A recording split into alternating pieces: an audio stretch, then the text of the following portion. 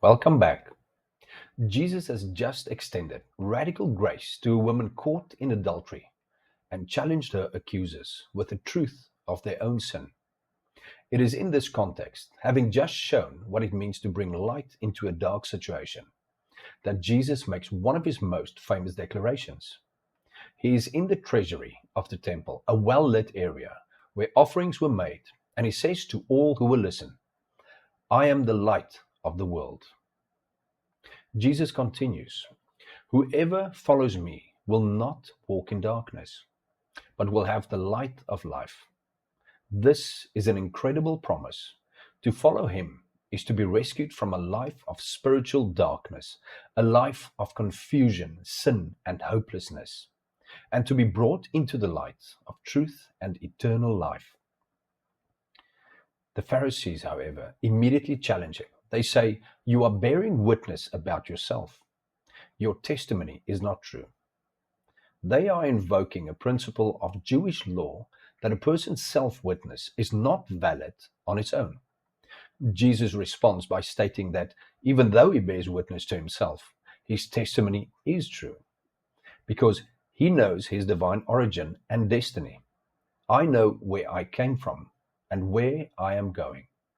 He then tells them that their judgment is flawed because they judge by human standards, by outward appearances. Then Jesus meets the legal challenge directly. He says that even in their law, the testimony of two witnesses is considered valid. And he provides his two witnesses. He declares in verse 18, I am the one who bears witness about myself, and the Father who sent me bears witness about me. He and the Father are two distinct, valid witnesses to his identity. The Pharisees, full of sarcasm, retort, where is your Father? They are deliberately misunderstanding him, referring to his earthly father, Joseph. Jesus replies, you know neither me nor my Father. If you knew me, you would know my Father also. To know Jesus is to know God. Despite this tense confrontation, the scripture says no one arrested him because his hour had not yet come. Jesus was in complete sovereign control. He then gives them a solemn warning.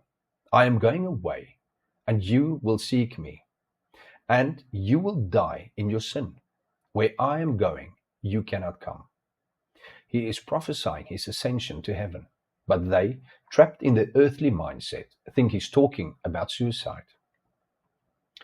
Jesus clarifies that he is from above, while they are of this world. He concludes with a stark choice. Unless you believe that I am he, you will die in your sins. Jesus presents himself as the world's only true source of spiritual light. To walk with him is to have the light of life. To reject him is to remain in darkness and to die in sin. He powerfully defends his identity, resting his claims on his own testimony and the witness of God the Father. As John tells us, as he was saying these things, many believed in him. His words, full of grace and truth, were breaking through the darkness.